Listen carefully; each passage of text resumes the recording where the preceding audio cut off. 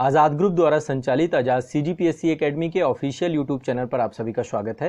ये बृहद मंच छत्तीसगढ़ लोक सेवा आयोग द्वारा आयोजित किए जाने वाले CGPSC एग्जाम, साथ ही अन्य सभी एग्जाम, CG व्यापम तथा छत्तीसगढ़ राज्य में आयोजित होने वाली सभी प्रतियोगी परीक्षाओं की तैयारी करने वाले सभी अभ्यर्थियों के लिए ये समर्पित एक व्यापक मंच है। इसके माध्यम से आप सभी संपूर्ण छत्तीसगढ़ राज्य का व्यापक अध्ययन, समान अध्ययन की व्यापक विषय वस्तु का विषयवार अध्ययन, साथ ही CSET की विषय वस्तु और करंट अफेयर्स की व्यापक विषय वस्तु की निरंतर क्लासेस आप लोग की यहाँ पर इस चैनल पर हो रही हैं।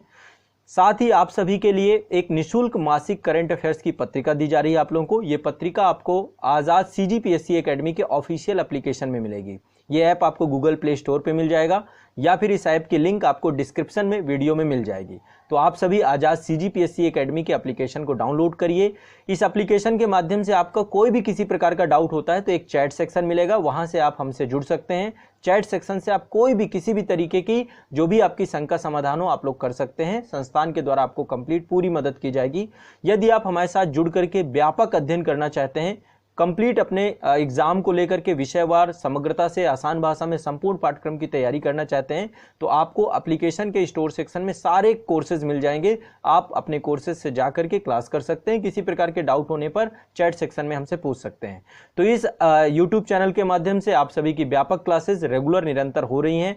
आप सभी हमारे साथ जुड़ करके प्रतिदिन के स्तर पे क्लास करिए। यदि आप पहली बार इस चैनल पे आए हैं तो निश्चित तौर पे इसको सब्सक्राइब करिए ताकि प्रतिदिन की क्लासेस का नोटिफिकेशन आप तक पहुंच सके। बेल आइकन जरूर इसको लीजिए। साथ ही छत्तीसगढ़ के सभी छात्रों तक इसे पहुंचाने का प्रयास करिए। हर एक वीडियो को सभी के साथ शेयर करिए, इस चैनल को शेयर करिए और अपने मित्रों को बताइए और एक व्यापक तैयारी हमारे साथ प्रतिदिन के स्तर पे प्रारंभ करिए। तो चलिए आज की क्लास प्रारंभ करते हैं। तो करंट अफेयर्स के आज के अंक में कुछ महत्वपूर्ण विषयों को देखेंगे जो आगामी परीक्षाओं के लिए बहुत महत्वपूर्ण विषय हैं, जो करंट अफेयर्स से जुड़े हुए हैं। तो एक एक विषय को हम क्रमबद्धता से देखते जाएंगे और आप भी प्रयास करिएगा कि मेरे साथ साथ नोट्स बनाते जाइएगा, ठीक है। सबसे पहला करंट अफेयर्स है आपका, अभी एक सूचकांक जारी हुआ है आपका ग्लोबल पीस इंडेक्स, इसको बोलते हैं वैश्विक शांति सूचकांक 2022, ठीक है। इसका डेटा जारी हुआ है और वैश्विक शांति सूचकांक से भारत की क्या रैंकिंग है, कौन इसे जारी करता है और क्या है, यहाँ से हम प्रारंभ कर रहे हैं। फिर इसके बाद आगे के करंट अफेयर्स देखेंगे। तो जून 2022 में एक संस्था है, जो संस्था इसे जारी करती है उसका नाम बहुत ज़रूरी है आपको पता होना, Institute for Economics and Peace. लिख लो, इसको जारी करता संस्था कौन सी है, Institute for Economics and Peace. इसके द्वारा वैश्विक शांति सूचकांक हर वर्ष जारी किया जाता है। ग्लोबल पीस इंडेक्स 2022 जारी किया जाता है।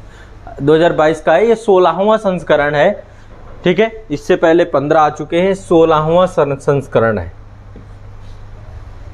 तो संस्था का नाम क्या है, साथ साथ याद भी करते जाना है। मतलब मैं चाह रहा हूं कि ये क्लास ऐसी हो, थोड़ा डायनेमिक हो, जो भी टाइम आप इन्वेस्ट कर रहे हो उसको ये न रहे कि आपको फिर से अगेन रिपीट करना, तो साथ साथ चीज़ों को याद भी करते जाना है।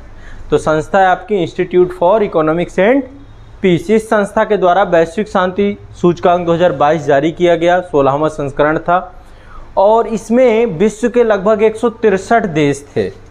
अब 163 देशों को उनके क्षेत्रों में उनकी टेरिटरी के अंतर्गत शांति के आधार पर रैंकिंग प्रदान की गई है, ठीक है, कि शांति किस देश में कितनी रही है। लगभग 23 संकेत थे, 23 मानक थे, 23 पैरामीटर थे, जिनके आधार पे देशों का वर्गीकरण किया जाता है, उनको रैंकिंग प्रदान की जाती है कि समाज में बचाव और सुरक्षा का स्तर कैसा है, घरेलू और अंतर्राष्ट्रीय संघर्ष कैसा है किसी देश में, सैन्यीकरण का स्तर कैसा है, और ये सारे के आधार पर ही क्या किया जाता है, रैंकिंग पूरी बनाई जाती है। तो लगभग इसमें 23 पैरामीटर्स होते हैं और इन 23 पैरामीटर्स पे के आधार पे जो है किसी भी देश की रैंकिंग को तय किया जाता है। किस आधार पे, कि उस देश के टेरिटरी के अंतर्गत शांति का स्तर क्या है। क्लियर है, स्पष्ट है, ठीक है। ऑनलाइन वाले, ठीक है सभी को। अब देखो भारत की बात करते हैं कि भारत की क्या स्थिति रही या भारत के अलावा यूरोप की स्थिति क्या रही। देखा जाए तो इस समय जो सबसे ज़्यादा जो क्षेत्र परेशान है, जिस क्षेत्र में सबसे कम शांति है, वो क्षेत्र है आपका नॉर्थ अफ्रीका का क्षेत्र। सबसे ज़्यादा अशांत क्षेत्र है और मध्य पूर्व मिडिल ईस्ट का क्षेत्र, जहाँ पे ये इजराइल है, फिलिस्तीन है, जॉर्डन है, इराक है, सीरिया है, अभी अफगानिस्तान को आपने देखा, ये आपका सेंट्रल एशिया के हिस्से में आ जाता है।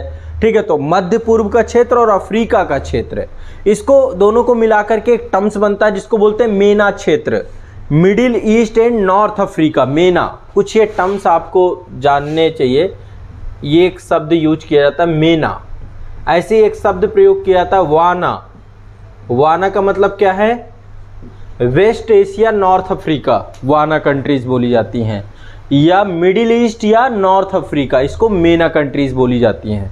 तो जो मेना कंट्रीज हैं, मिडिल ईस्ट वाला एरिया है, यमन वाले क्षेत्र में आपने देखा पिछले समय में अशांति चल रही थी। तो देखा जाए तो विश्व में सबसे ज़्यादा अशांत क्षेत्र जो आपका ये है। अब ये आपको लग रहा है क्योंकि 2022 की रिपोर्ट है, 2021 का सूचकांक होगा, ये 2021 का डेटाबेस के आधार पे बनाया गया है। जब 2023 में आएगा अगला सूचकांक तो आपको सबसे अशांत एरिया ये लगेगा जो भूमध्य सागर से जुड़ा हुआ है, काला सागर से जुड़ा हुआ रीजन, रसिया, यूक्रेन, यूरोप आज के टाइम में कितना शांत है, संघर्ष, युद्ध की स्थिति यहाँ पे बनी हुई थी, ये क्षेत्र भी काफ़ी अशांत हो गया। लेकिन 2022 के आधार पे मेना रीजन जो आपका मिडिल ईस्ट नॉर्थ अफ्रीका का क्षेत्र है सबसे ज़्यादा अशांत क्षेत्र है। दूसरा यूरोप सर्वाधिक शांतिपूर्ण क्षेत्र रहा है 2022 के हिसाब से। ठीक है, तो 2022 की जो रैंकिंग है उसका आधार 2021 का डेटाबेस होगा, ये आपको ध्यान में रखना है। अच्छा, सबसे शांतिपूर्ण देश कौन सा हो सकता है पूरे विश्व का? सबसे शांतिपूर्ण आपको क्या लगता है? भूटान? अरे ना हाँ, नज़दीक पहुँचे हैं। फिनलैंड तो नहीं है पर नज़दीक हैं आप। हाँ, टॉप 5 में लेकिन फिनलैंड नहीं है। आइसलैंड नंबर 1 में है। आइसलैंड लिख लो, रैंकिंग नंबर 1 में है आइसलैंड। नंबर 1 में आइसलैंड है तो नंबर 2 में क्या होगा? अच्छा गेस करो। आप लोग इग्नोर कर सकते हो लेकिन न्यूजीलैंड बहुत शांत देश है। ठीक है, एक बार अभी बीच में वहाँ पे जो है गतिविधि हुई थी, आतंकवादी गतिविधियाँ अभी हाल फिलहाल में वहाँ पे भी सक्रिय हुई हैं, लेकिन इसके बावजूद भी उस देश में आंतरिक तौर पे छोटा सा देश है, जनसंख्या ही कितनी है।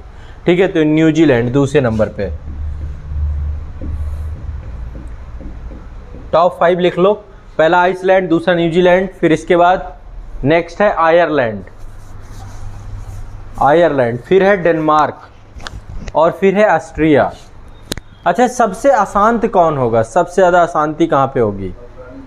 अफगानिस्तान 163वें नंबर पे है अफगानिस्तान। 163 कंट्रीज थी इसमें, लास्ट में आपका अफगानिस्तान।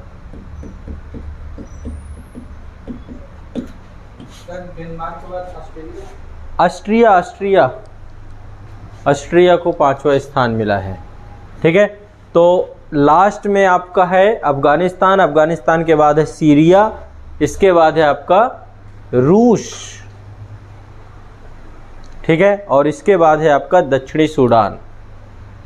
100 अशांत अभी तो देखा जाए अशांत ही चल रहा है, लेकिन डेटाबेस के हिसाब से पिछले साल भी देखेंगे 2021 से ही लगातार ये खबरें आ रही थी, यूक्रेन और रूस के बीच में टकराव की स्थिति। तो रूस के अंदर भी एक माहौल जो है आंतरिक तौर पे आज वर्तमान में रूस की जो जनता है वो लगातार जो है वहाँ पे आंदोलन कर रही है, विरोध प्रदर्शन कर रही है, पूरे युद्ध के खिलाफ भी हो रहा है। बहुत सारी चीज़ें जो खुल के सामने नहीं आ पाती हैं क्योंकि वहाँ पे कंट्रोल्ड मीडिया है। तो विश्व के एक अशांत देश में 161वें नंबर पे रसिया और 160वें नंबर पे दक्षिणी सूडान है। ठीक है, तो ये पूरा एक नहीं, एक मिनट थोड़ा सा इसमें, पहला आपका अफगानिस्तान, 162वें नंबर पे यमन है, माफ़ कीजिएगा, 161वें नंबर पे सीरिया है, 160 में रूस है, और फिर आपका 159 पे दक्षिणी सूडान है। ये है आपका लिस्टिंग लास्ट से। भारत की क्या रैंकिंग हो सकती है? हमारे यहाँ शांति चल रही है, अशांति चल रही है? हमारे देश भी देखें तो विश्व में अशांत देशों के रूप में ही देखा जा सकता है, क्योंकि कभी कोई ना कोई मूवमेंट, कोई ना कोई घटना होती रहती है इस देश के अंदर भी। ठीक है, तो 135वें नंबर पे भारत है। भारत की रैंक लिख लीजिएगा 100 पे। भूटान बोल रहे थे, भूटान 19वें नंबर पे है, ठीक है, भूटान का 19वीं रैंक है। पाकिस्तान 147वें नंबर पे, हमसे ज़्यादा आसान है। पाकिस्तान की हमसे बुरी स्थिति है। Bhutan happy, world happiness index में हमेशा, लेकिन यूरोप बनाता है ना, इंडेक्स बनाने वाली संस्थाएं भी बायस्ड हैं बहुत हद तक देखा जाए तो। लेकिन देखा जाए तो अंतर्राष्ट्रीय सीमा, जैसे अभी चीन के साथ कॉन्फ्लिक्ट क्रिएट होते हैं, चीन के साथ बॉर्डर डिस्प्यूट है ना भूटान के, और आपने डोकलाम और कई मैटर्स पे देखा तो मुद्दे रहते हैं। अब ये कैसे वाच करते हैं, इनका अलग अलग इसमें जो मानक है, पैरामीटर्स है, मैंने आपको बताया मुख्य तौर पे 3 मानक हैं इसमें। पहला है समाज में बचाव और सुरक्षा का स्तर कैसा है, और दूसरा है आपका घरेलू और अंतर्राष्ट्रीय संघर्ष का विस्तार कैसा है, और सैन्यीकरण का स्तर कैसा है। इन 3 आधारों को मुख्यतः रखा जाता है, ठीक है। तो भारत की रैंक पिछले साल भी 135 थी, इस बार भी 135 है, ध्यान रखिएगा।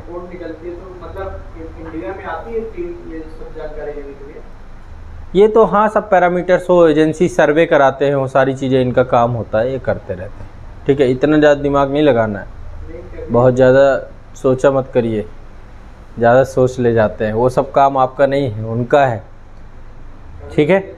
चलिए ठीक है। एक मोस्ट इम्पॉर्टेंट कह सकते हैं, एक अगली जो आपकी न्यूज़ है, ये वैसे नवंबर की न्यूज़ है आपकी, नवंबर 2021 का है। अभी आप समझ नहीं पा रहे होंगे, बता दो मैं क्या पढ़ाने वाला हूँ। ये इमेज से कुछ समझ पा रहे हैं, कोरोना मत बोल दिए, कोविड है। कोविड के दौरान ही, मतलब ये सर्वेक्षण आपका आया था पिछले साल नवंबर 2021 में। हेडिंग डाल लीजिए, राष्ट्रीय उपलब्धि सर्वेक्षण। डेट वगैरह छोड़ लो, ठीक है, मेन वो नहीं पूछेगा किस दिन आया, जून में आया था ये रैंकिंग आई है। हेडिंग है राष्ट्रीय उपलब्धि सर्वेक्षण रिपोर्ट 2021। राष्ट्रीय उपलब्धि सर्वेक्षण रिपोर्ट एक रिपोर्ट है जो कि भारत में गुणवत्ता में सुधार के हेतु और सीखने की क्षमता को लेकर के, कि किस तरीके से नीति निर्माण को हम बनाएं और शैक्षणिक पहलों को डिजाइन करें, उन सब के लिए राष्ट्रीय उपलब्धि सर्वेक्षण, ये रिपोर्ट आपकी अभी जारी की गई, हाल फिलहाल में 2021 में जारी हुई थी। और अल्टीमेट इसका गोल ये था कि किस तरीके से हम भारत की शिक्षण प्रणाली में कुछ नया बदलाव लाएं, नया चेंज लाएं, तो ये आपकी रिपोर्ट आती रहती है। तो अखिल भारतीय स्तर पर 12 नवंबर 2021 को ये आयोजित की गई थी, ये रिपोर्ट आई थी, और भारत का सबसे बड़ा राष्ट्रव्यापी ये एनएसएसओ के द्वारा सर्वे किया गया था, नमूना आधारित एक सैंपल सर्वे था जो शिक्षण सर्वेक्षण के तौर पे था। कौन आयोजित किया? शिक्षा मंत्रालय, और शिक्षा मंत्रालय के अधीन जो आपके स्कूल शिक्षा और साक्षरता विभाग हैं उनके द्वारा जो है ये सर्वे आयोजित किया गया, ठीक है। इसको एनसीईआरटी के द्वारा बनाया गया था। एनसीईआरटी आप सब जानते हैं, राष्ट्रीय शैक्षणिक अनुसंधान एवं प्रशिक्षण केंद्र, है ना। एनसीईआरटी के द्वारा इसको तैयार किया गया था, इस सर्वे को।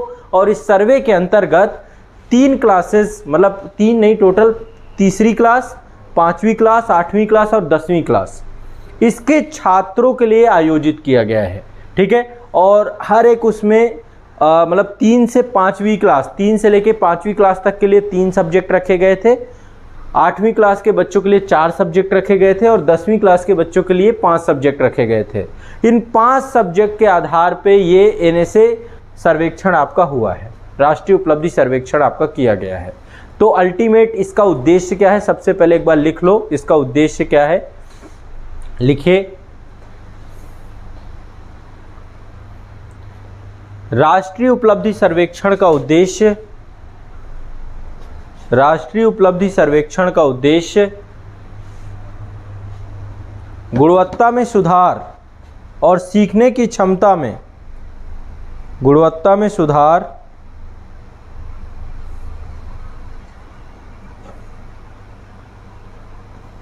और सीखने की क्षमता में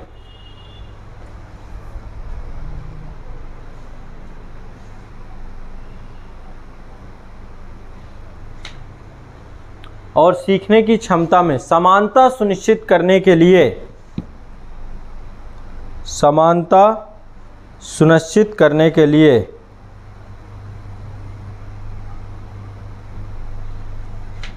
समानता सुनिश्चित करने के लिए नीति निर्माण तथा शैक्षणिक पहलों को डिजाइन करना, नीति निर्माण तथा शैक्षणिक पहलों को डिजाइन करना,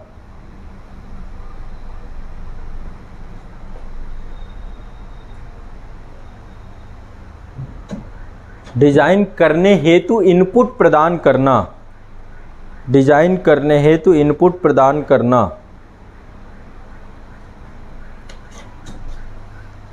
इनपुट प्रदान करना। इसका आयोजन शिक्षा मंत्रालय, इसका आयोजन शिक्षा मंत्रालय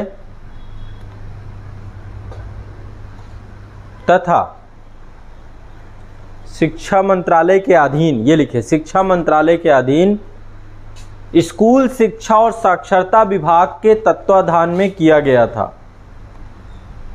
स्कूल शिक्षा एवं साक्षरता विभाग के तत्वाधान में किया गया था। तो शिक्षा मंत्रालय के द्वारा ये जारी किया गया, एक तो ये ध्यान रखना है, ठीक है। और एक तरीके से देखा जाए तो त्रैवार्षिक है, हर 3 साल में आता है। इससे पहले 2017 में आया, फिर 18, 19, 20 में नहीं आया, 21 में आ गया। तो एक तरीके से त्रैवार्षिक है।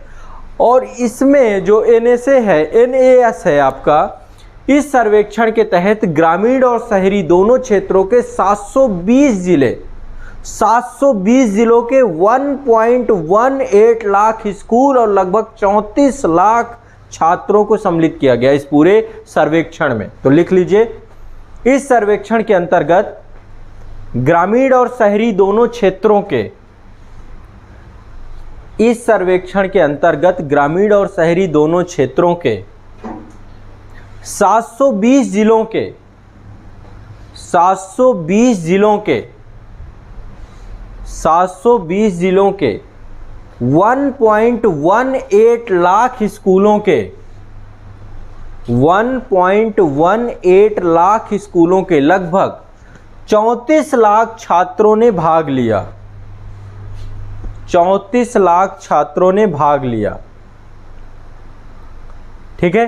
तो शिक्षा प्रणाली में सीखने के परिणामों और स्वास्थ्य के आकलन के लिए एक राष्ट्रव्यापी सर्वेक्षण है। पूरे भारत में आयोजित किया जाने वाला सबसे बड़ा राष्ट्रव्यापी नमूना आधारित शिक्षा सर्वेक्षण है ये सबसे, और शिक्षा मंत्रालय के द्वारा इसको जो है क्या किया गया है आपका, इसको आयोजित किया गया है, ठीक है। और इसका जो रूपरेखा कैसे पूरा सर्वेक्षण किया जाएगा, ये किसने तैयार किया, आपका NCERT ने, राष्ट्रीय शैक्षणिक अनुसंधान एवं प्रशिक्षण केंद्र के द्वारा किया गया है, ठीक।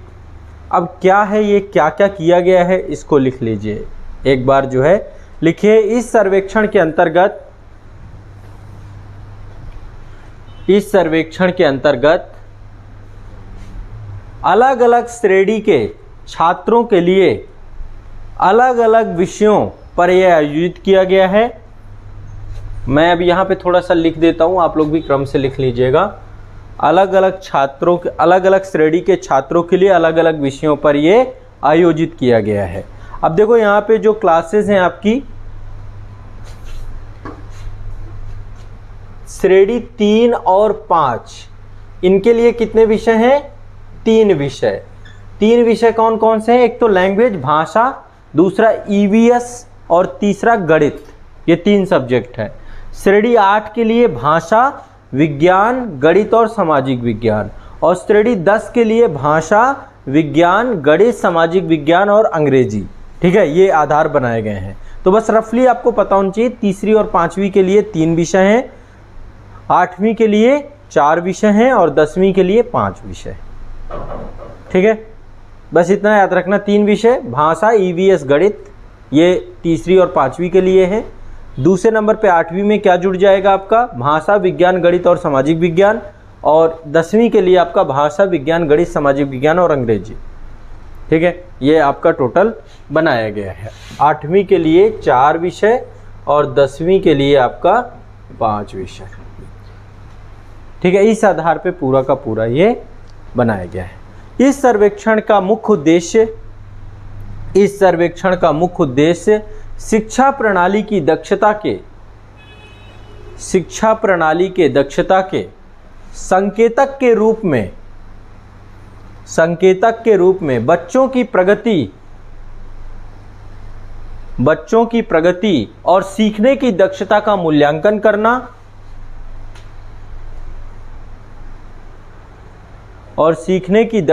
मूल्यांकन करना ताकि विभिन्न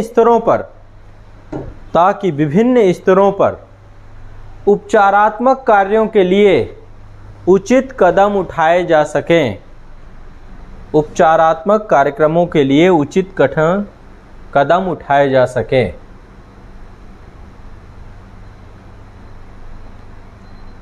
ठीक है, अब इसके लिए जो रैंकिंग दी गई है थोड़ा सा उनको लिख लीजिए। पंजाब नंबर 1 इसमें है, इसमें लिख लो। इस सर्वेक्षण में पंजाब सभी राज्यों में शीर्ष निष्पादन के साथ अग्रणी स्थान पर है। ठीक है, इस सर्वेक्षण में पंजाब सभी राज्यों में शीर्ष निष्पादन के साथ अग्रणी स्थान है। अब देखो अलग अलग इसमें बहुत सारे फैक्ट हैं, मैं सारे फैक्ट नहीं लिखवाऊंगा, सारे फैक्ट आप पढ़ लेना, इंटरनेट में डालोगे पूरा सर्वेक्षण खुल के आ जाएगा यदि आपको पढ़ना हो। ठीक है, बट मैं आपको मेन फैक्ट यहाँ पे लिखवा रहा हूँ, सारे के सारे आपको ध्यान रखना। ठीक, नेक्स्ट आगे लिख लीजिए। देश में वर्ष 2017 में हुए सर्वेक्षण की तुलना में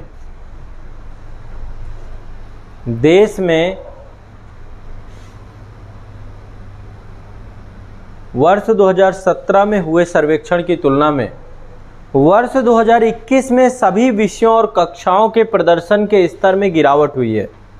कारण क्या हो सकता है गिरावट का? स्कूल कोई गया ही नहीं, सब प्रमोशन वाले हैं। ठीक है, तो कोविड एक बहुत बड़ा रीज़न निकला है जिसके कारण से 2017 के स्तर में गिरावट आई है। देश में वर्ष 2017 में हुए सर्वेक्षण की तुलना में वर्ष 2021 में सभी विषयों और कक्षाओं के प्रदर्शन के स्तर में गिरावट दर्ज की गई है।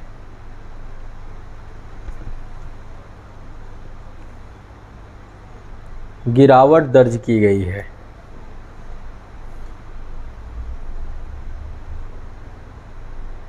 ठीक है, कोविड महामारी के दौरान स्कूल बंद रहने की अवधि में, इसी के आगे पैराग्राफ चेंज करके लिख लीजिए। कोविड महामारी के दौरान स्कूल बंद रहने की अवधि में घर पर सीखने के बारे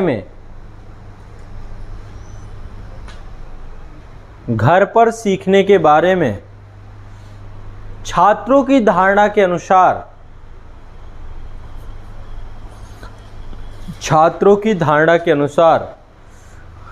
78% छात्रों ने बहुत सारे असाइनमेंट के साथ बोझ बताया। 78% छात्रों ने बहुत सारे असाइनमेंट के साथ इसे बोझ बताया।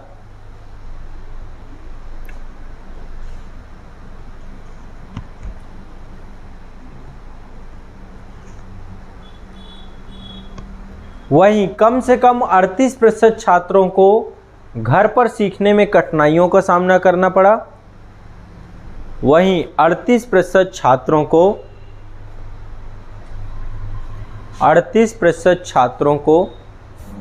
घर पर सीखने में कठिनाइयों का सामना करना पड़ा और 24% छात्रों के पास डिजिटल उपकरण नहीं थे। 24% छात्रों के पास डिजिटल उपकरण नहीं थे।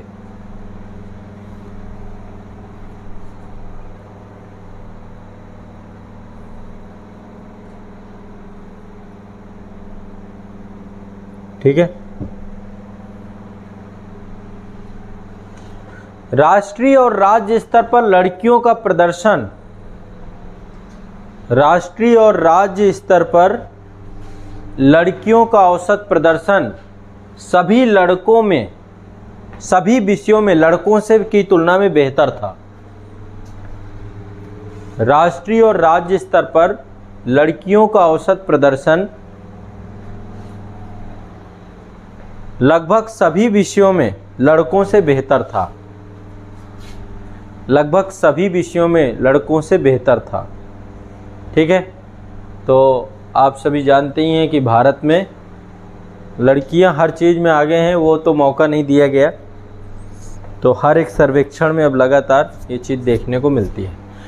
अब देखो भारतीय संविधान में यदि देखो तो भारतीय संविधान में शिक्षा को लेकर के आर्टिकल 21A दिया गया है आपका, है ना, शिक्षा संबंधी अधिकार। जब कभी इस तरीके के सर्वेक्षण आए तो थोड़ा सा आपको क्या करना चाहिए, थोड़ा खंगाल लेना चाहिए आपके जीएस का जो टॉपिक होता है।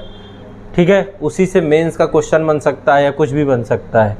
नीति निर्देशक तत्वों में कहाँ पे लिखा हुआ है, कोई बताएगा? 44 तो एक समान। आर्टिकल 45 में लिखा हुआ है, डीपीएसपी में 45 में लिखा हुआ है, और साथ में आर्टिकल 39F में एक बात लिखी गई कि राज्य द्वारा वित्त पोषित होने के साथ साथ सबको समान और सुलभ शिक्षा प्रदान की जाएगी। तो यहाँ पे आर्टिकल आपका 45, आर्टिकल 39F ये जुड़ जाएगा। 42वां संविधान संशोधन हुआ था 1976 में, उसमें शिक्षा को राज्य सूची से उठाकर समवर्ती सूची में डाल दिया गया था।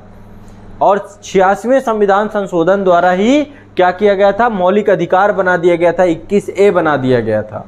और इसके बाद 2009 में एक कानून लाया गया था, शिक्षा का अधिकार, राइट टू एजुकेशन। 6 से 14 साल के सभी बच्चों को प्राथमिक शिक्षा को लेकर एक फंडामेंटल राइट बना दिया गया था। ठीक है, और इसके अलावा समाज के वंचित वर्गों के लिए 25% के आरक्षण को भी रखा गया था। तो इस तरीके से शिक्षा के अधिकार पे सरकार के द्वारा, अभी जैसे न्यू एजुकेशन पॉलिसी आई थी आपकी सन 2020 में आई थी, शायद कोविड के टाइम पे ही आई थी ना न्यू एजुकेशन पॉलिसी, है ना। एक आपका जो है राष्ट्रीय उपलब्धि सर्वेक्षण, ये सरकार समय समय पे लाती रहती है। इसी के अलावा बहुत सारे अन्य योजनाएं हैं, जैसे मिड डे मील हो गया, पीएम पोषण योजना हो गई, समग्र शिक्षा अभियान हो गया, निपुण भारत अभियान हो गया, स्किल डेवलपमेंट अभियान हो गया। तो ये कई सारे तरीके गवर्नमेंट के द्वारा लगातार शिक्षा व्यवस्था को बेहतर बनाने की दिशा में काम किए जाते हैं। तो जैसे अब एजुकेशन को लेकर के आपको कोई आंसर राइटिंग करनी है, आपको कोई भी जीएस का टॉपिक कुछ भी करना है आपको, है ना, निबंध लिखना है, तो आपको ये सारी चीज़ें इनबिल्ड करनी चाहिए जो करंट से जुड़ी हुई हो, जो हाल फिलहाल में आती है। 45 हाँ, पढ़िएगा एक बार, कोई बात नहीं बेटा, पढ़ना कोई बात नहीं। ठीक है, चलो ये हो गया। अब अगला चलते हैं, नेक्स्ट आर्टिकल एक बार देख लेना आप, ठीक है, उसमें कंफ्यूज होने की जरूरत नहीं है, एक बार देख लेना। नेक्स्ट चलते हैं, अगला है आपका the national data and analytics platform. NITI Aayog के द्वारा एक जो है ये प्लेटफॉर्म डेवलप किया गया है, नया प्लेटफॉर्म बनाया गया है। देखिए एक चीज़ समझिए, आज के समय की जो संपत्ति है वो क्या है, डेटा। और शासन को यदि हमें पारदर्शी बनाना है, शासन को यदि हमें क्या करना है, बहुत ज़्यादा उत्तरदायी बनाना है, तो जो सार्वजनिक डेटा है उस डेटा को क्या करना पड़ेगा, सभी तक पहुंचाना पड़ेगा। ये जिम्मेदारी सरकार की है। तो इसी के उद्देश्य से एक प्लेटफॉर्म बनाया गया है जिसका नाम है राष्ट्रीय डेटा विश्लेषण पोर्टल। लिख लो, इसके बारे में अभी लिखवाऊंगा आपको। क्या नाम है, national data and analytics platform, इसको बोलते हैं एनडीएपी। अब ये क्या है, इसके बारे में मैं आपको यहाँ पर कुछ बातें लिखवाऊंगा, क्रम से आप जो है एक एक चीज़ इसके बारे में भी लिखते जाइएगा। एनडीएपी, ठीक है। अब इसके बारे में पहली चीज़ आपको पहले एक चीज़ समझनी है, इसका शुभारंभ 13 मई 2022 को किया गया था। एक चीज़ बताइए, उपाध्यक्ष नीति आयोग के समय कौन है?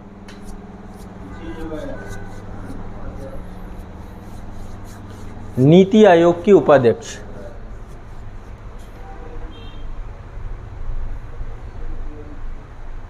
हाँ,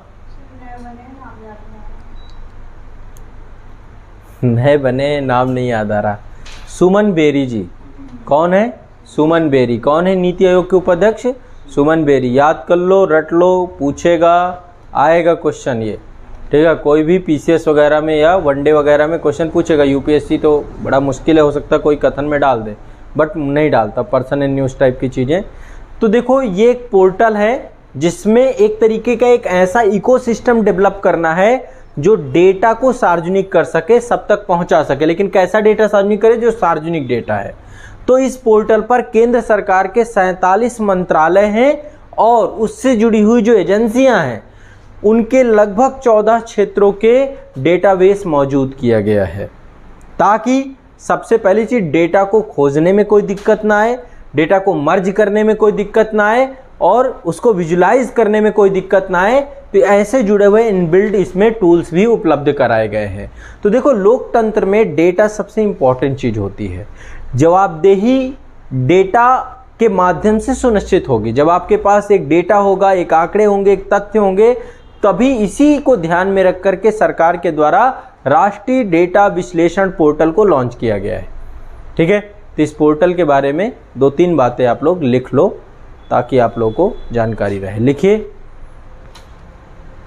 यह प्लेटफॉर्म विभिन्न सरकारी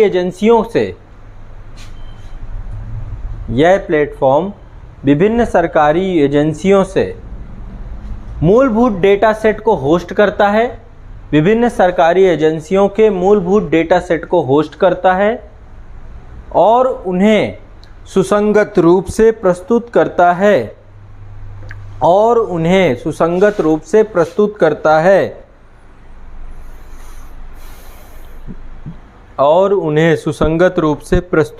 है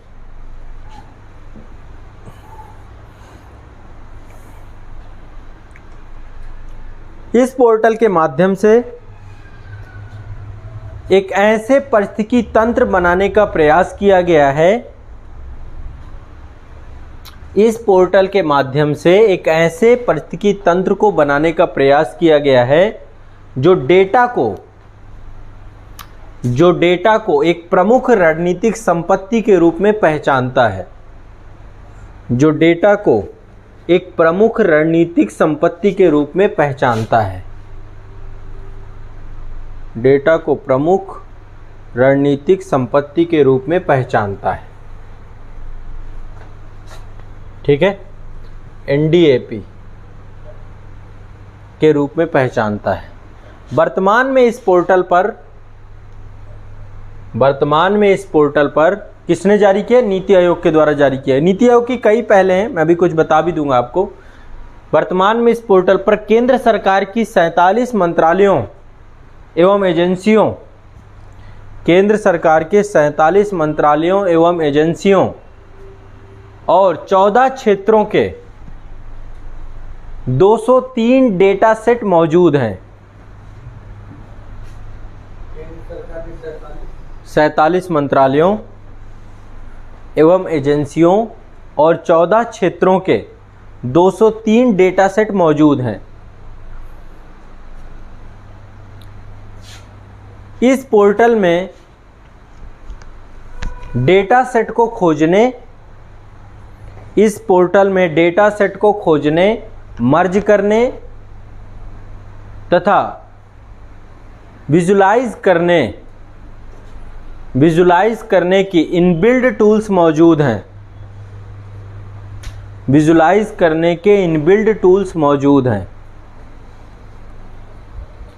इनबिल्ट टूल्स मौजूद हैं।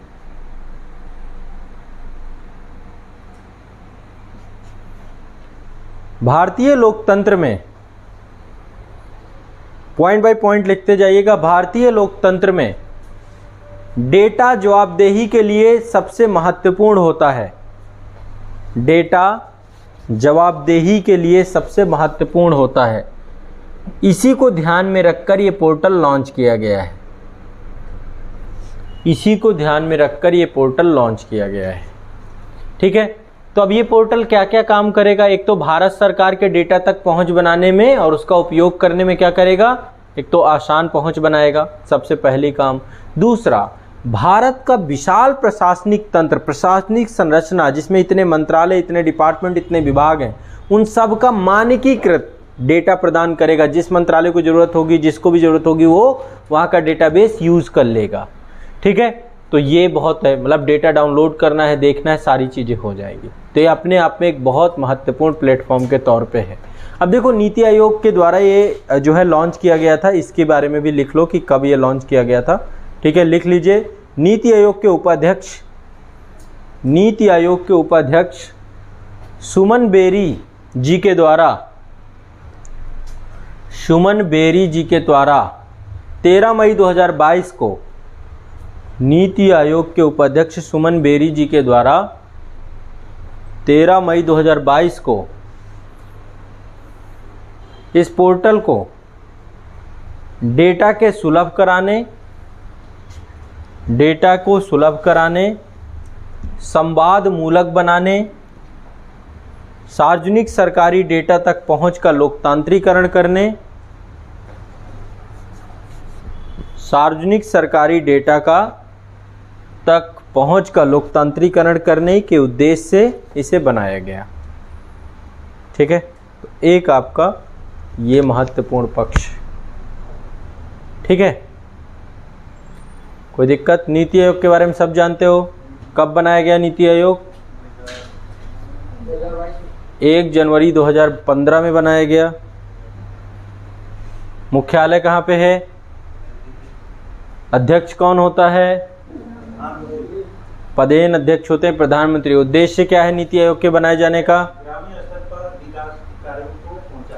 नीति का सहकारीकरण करना। आसान भाषा में सहकारी मतलब कोऑपरेटिव फेडरलिज्म को बढ़ाना, है ना, सभी को साथ में जोड़ करके नीति को बढ़ावा देना, संघवाद को बढ़ावा देना। ठीक है, आपको तकनीकी शब्दों को समझना पड़ेगा। पहले तो कोऑपरेटिव फेडरलिज्म बढ़ाना, सहकारी संघवाद बढ़ाना और साथ में नीति में सभी की सहभागिता को बढ़ाना। इस उद्देश्य से पूरा का पूरा प्लेटफॉर्म बनाया गया था।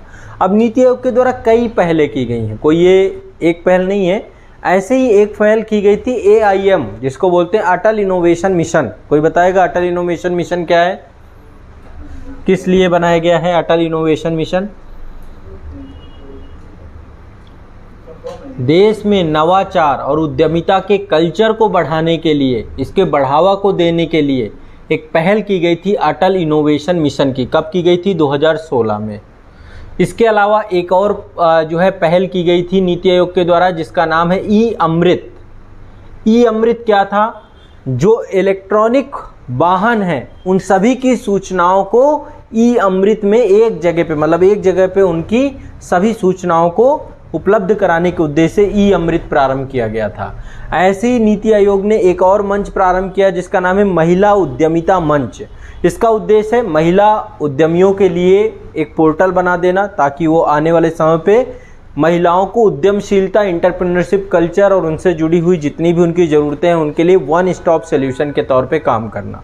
और एक और बनाया गया था, नए भारत के लिए रणनीति बनाई गई थी। तो जो न्यू इंडिया का विज़न है, आज़ादी के अमृत महोत्सव और न्यू इंडिया के विज़न के अंतर्गत भारत के लक्ष्य को, न्यू इंडिया के लक्ष्य को प्राप्त करने के लिए, तो ऐसे करके नीति आयोग कई सारी पहले, तो आपको पता होना चाहिए कि नीति आयोग एटलीस्ट काम क्या क्या कर रहा है ना, उसका प्रैक्टिकल फॉर्म में क्या क्या चीज़ें उसके द्वारा की गई हैं। तो कुछ भी पूछा जाता है, कभी मेन से पूछा जाता है, तो आपको ये सारे एग्जाम्पल के तौर पे चीज़ों को डालना चाहिए। समझ में आ रही मेरी कोई बात? ठीक है, चलो नेक्स्ट। प्रधानमंत्री जी के द्वारा देश में अभी असम में कैंसर अस्पतालों का क्या किया गया? उद्घाटन किया गया है। अप्रैल 2022 में ही प्रधानमंत्री जी असम में थे और असम में 17 कैंसर हॉस्पिटल बनाए जाने हैं। इसमें असम सरकार है और टाटा फाउंडेशन है, ये दोनों मिल करके हॉस्पिटल्स बना रहे हैं। ठीक है, तो अप्रैल 2022 में प्रधानमंत्री नरेंद्र मोदी जी के द्वारा डिब्रूगढ़ में जो है एक आयोजन हुआ। उस आयोजन में 7 कैंसर अस्पतालों को राष्ट्र को समर्पित किया गया। तो 7 कैंसर अस्पताल कहाँ कहाँ पे प्रारंभ किए गए हैं? ये एक तो डिब्रूगढ़ में है, दूसरा असम में 3-4 जगह हैं। एक तो तेजपुर है, लखीमपुर है, जोरहाट है, बारपेटा है ना, कोकाझार है। तो एक बार लिख लो, इन सभी चीज़ों को लिखिए, हेडिंग डाल लीजिए असम में कैंसर अस्पताल। ये इंपॉर्टेंट इसलिए क्योंकि पूछ सकता है। ठीक है, लगभग 17 अस्पताल हैं और इसमें टाटा फाउंडेशन और असम सरकार दोनों मिलकर काम कर रही है। तो लिखिए इसमें, असम सरकार और टाटा ट्रस्ट के एक संयुक्त उद्यम द्वारा, असम सरकार और टाटा ट्रस्ट के एक संयुक्त उद्यम द्वारा असम कैंसर केयर फाउंडेशन के द्वारा एक फाउंडेशन बनाया गया। असम कैंसर केयर फाउंडेशन के द्वारा राज्य भर में राज्य भर में 17 कैंसर अस्पतालों के साथ, राज्य भर में 17 कैंसर अस्पतालों के साथ 17 कैंसर अस्पतालों के साथ दक्षिण एशिया का सबसे विशाल किफ़ायती कैंसर सेवा का नेटवर्क बनाने हेतु, दक्षिण एशिया का सबसे विशाल किफ़ायती कैंसर सेवा का नेटवर्क बनाने हेतु एक परियोजना का क्रियान्वयन किया जा रहा है। एक परियोजना का क्रियान्वयन किया जा रहा है। परियोजना के पहले चरण में,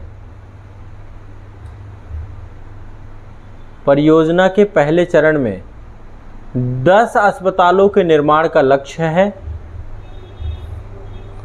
10 अस्पतालों के निर्माण का लक्ष्य है, जिसमें 7 अस्पतालों का निर्माण पूरा किया जा चुका है,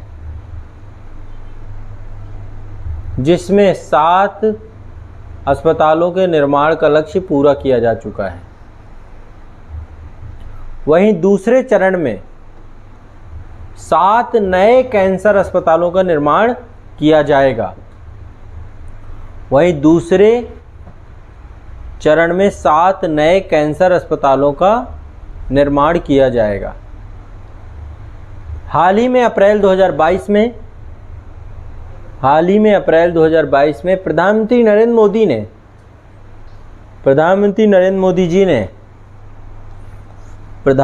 नरेंद्र मोदी जी ने डिब्रूगढ़ में आयोजित एक